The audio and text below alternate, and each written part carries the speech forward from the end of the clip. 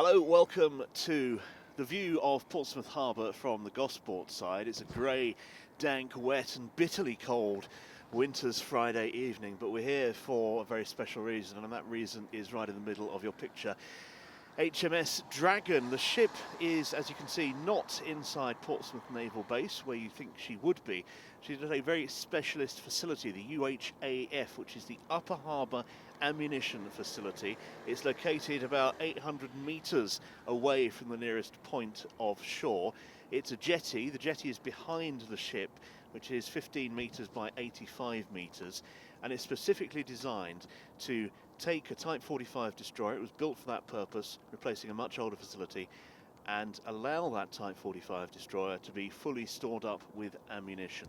And that is what has been happening here in Portsmouth Harbour to HMS Dragon for the last few days.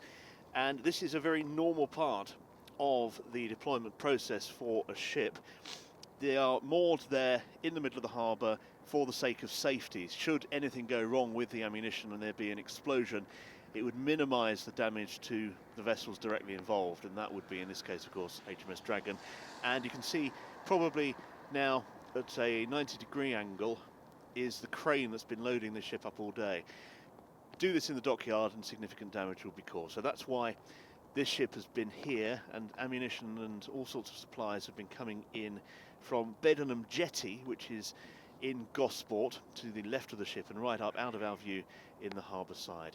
It has been a fascinating process being here. I've been here a few hours now, and we've been watching very slowly and carefully the crane move from left to right, putting on all sorts of different stores, lots of large cylindrical objects. I'm no expert on missiles, but I do know that the silo is at the front of the ship, and we've been seeing these long cylinders dangling down from the crane, coming in and being lowered into position, so one can presume with some certainty that they are missiles being loaded. And of course they would be, because that is the reason for being at this facility. Been a lot of concern, a lot of comment about the amount of time it takes, or has been taking, to prepare this vessel. But I've been talking and speaking and reading up on this as well, and it is one of those things that has to take time, because they have to get as much information as they can to provide them with the ability to choose what to take with them. Yes, we know that this ship fires certain missiles, the PAMS system and so forth. We know it has certain artillery on board. We know all of this sort of thing. But there are very many varieties of item that they can bring to the party, and a time like this is to prepare and bring absolutely what they might need for what might happen in deployment, because there are multiple different threats that could be faced. We've already seen drones and one drone strike on RAF Akrotiri in Cyprus, but there are all sorts of other threats as well, from the variety of drones that there are to crewed platforms like jets. Who knows what else might come into play? Speedboat attacks, we do not know. So they've been using this period of time as they prepare the ship with ammunition to make sure they get as much as they possibly can on board. Now, whilst I've been talking, you will have seen the tug towards the bow of the ship begin to move away, and that tug is going to begin to pull HMS Dragon's bow round. That certainly looks like how we're going at the moment. And the reason is, and this is another tick in the box on the journey to deployment for HMS Dragon, that means that all the ammunition has been loaded on board, because the ship is now coming away from that specialist ammunition jetty. On time, she was scheduled to do this at the correct time today by the King's Harbour Master, and the ship will now come away from the jetty and be manoeuvred back by the tugs into the main naval base area.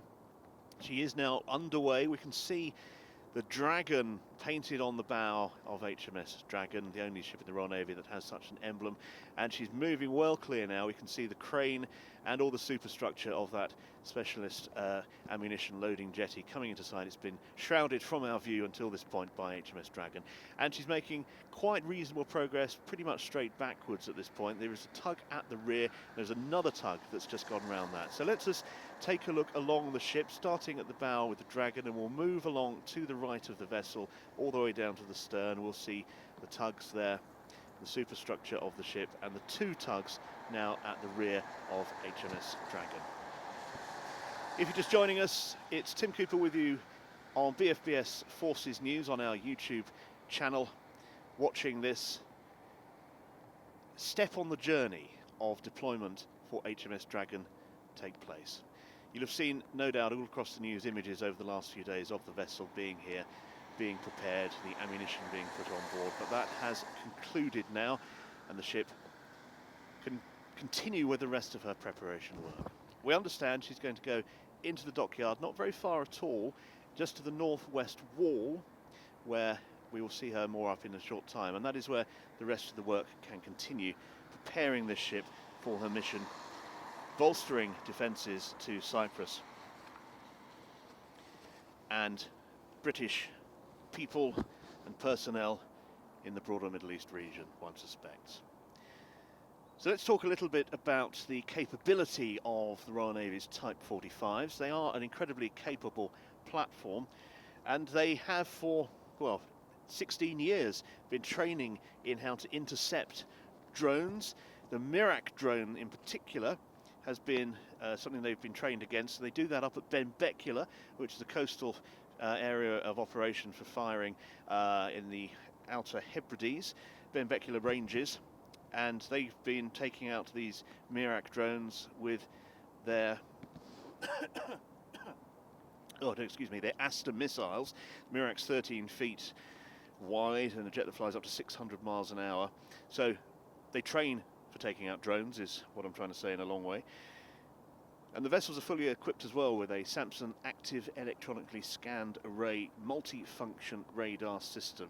What does that mean in practice? Well, it means that Dragon can track potentially 2,000 threats at once from over 250 miles away, with a Sea Viper missile system that can launch 8 missiles in under 10 seconds and can guide up to 16 missiles simultaneously. Now, the Wildcat, I'm unclear as to whether a Wildcat will be on board. I'm pretty certain one will be, but if that is the case, then the Wildcat helicopter is fitted with the Martlet air-to-surface missile system. And of course the ship has the good old 4.5-inch Mark 8 naval gun. So smooth progress already away from the ammunition dock. Almost a 3/4 of a ship's length clear water now as she moves backwards into the gloom of Portsmouth Harbour. We've talked about the capabilities on paper and the way these ships are prepared for these missions, but have we any real-time evidence to point at as to how successful they have been? Well, yes, we do. And I'll take you back to December 2023, and HMS Diamond was in the region we're talking about, the Middle East, the Gulf area, Strait of Hormuz area, and shot down a Houthi-controlled drone, which was believed to have been fired from Yemen with a Sea Viper missile, in what the Ministry of Defence said was the first time in decades that the Royal Navy had shot an aerial target down in anger. So that's proven the capability there. And on January the 10th, the Houthis carried out a more daring attack on US and UK ships, a missile barrage, and all the missiles were shot down by HMS Diamond and the ships that were with her at the time, which included the USS Dwight D. Eisenhower and other naval vessels. I was very lucky to be invited on board HMS Diamond after all that had happened when she was back alongside in Portsmouth to meet the commanding officer and the executive officer of the ship and talk to them about what that was like. And of course it was incredibly tense. It was a time of, absolute unity within the ship's company, real working together to deliver an aim which was to, in essence, protect other shipping and indeed protect themselves from being struck by these missiles and drones. And they successfully achieved that. That could well be the sort of battle rhythm that the ship's company of HMS Dragon will have to equip themselves to in the coming weeks and months. So there we have the ship heading back in towards the naval base proper here in Portsmouth. A gloomy, gloomy day. Very few people down here to witness this. Some people were just walking past, taking their dogs for a walk, having a look and seeing the ship. All aware of where its future lies and its impending mission. So thank you very much for joining us on this stream on the BFBS Forces News YouTube channel. With Tim Cooper with you. Chris Giles taking these pictures in the gloom today. The tug's operating very well, all three tugs there, 2 at the stern, 1 at the bow, and they've just very simply, no rotation needed, simply taken the ship from the jetty and pulled her back across the harbour. And according to the King's Harbour Master, which is the oracle of these things, the ship will be lying on the northwest wall with her bows pointing to the south. So they'll probably, at some point in the not too distant future, begin to manoeuvre the ship so that the red dragon on the bow starts to turn. If you're standing on the bow of the ship, looking at the pointy end, starts to turn left, in essence comes towards us, and then the ship will nestle alongside the harbour wall, where I'm sure more stores will be loaded. And if you think about it, if you go on a caravanning holiday and plan to caravan around remote parts of Scotland or something, you want to take as much as you can with you. Yes, there'll be shops and opportunities to buy groceries, and it's the same for a ship like this. Yes, there'll be ports to call into and resupply with food and what have you, but you do want to be as self-sufficient as you possibly can, because you do not know what the mission holds. So I'm very certain over the next hours, we don't know or have any detail yet about when the ship will be leaving, but I'm sure the hours until she does will be utilised by getting all the stores they need on board. Everything from food to water and drink, all the washing facilities, everything you need to look after many, many people who could be at sea for some time. So there we go, the ship is drifting once more across. We can now start to see the bows turning towards us. In a few moments' time she will be pointing pretty much directly towards us. Smoke coming from her, so her engines are fired up. I say that, that's a layman's thing. Whether they are or not, I don't know. But there's smoke coming from the smokestack. And the tug that was on one side of her at the front has shifted to the other side. And the delicate procedure of moving this multi-million-pound vessel into the harbour wall is underway. But the masters of these tugs are at just that. They are masters at their craft and masters in their craft. And they do this day in, day out, and are trained exceptionally hard for it, exceptionally well for it. And to them it's just another Friday evening in Portsmouth. So let's just recap what we've seen so far today here from the Gosport side of Portsmouth Harbour. Earlier on today we saw the crane lowering on ammunition to HMS Diamond. This process had been going on for, well, probably well over a day, I suspect, but many hours certainly. The ammunition was brought in from the specialist ammunition dump, which is at the northern end of Portsmouth Harbour, and loaded on at the berth in the middle of the harbour, which is a safe way to do so.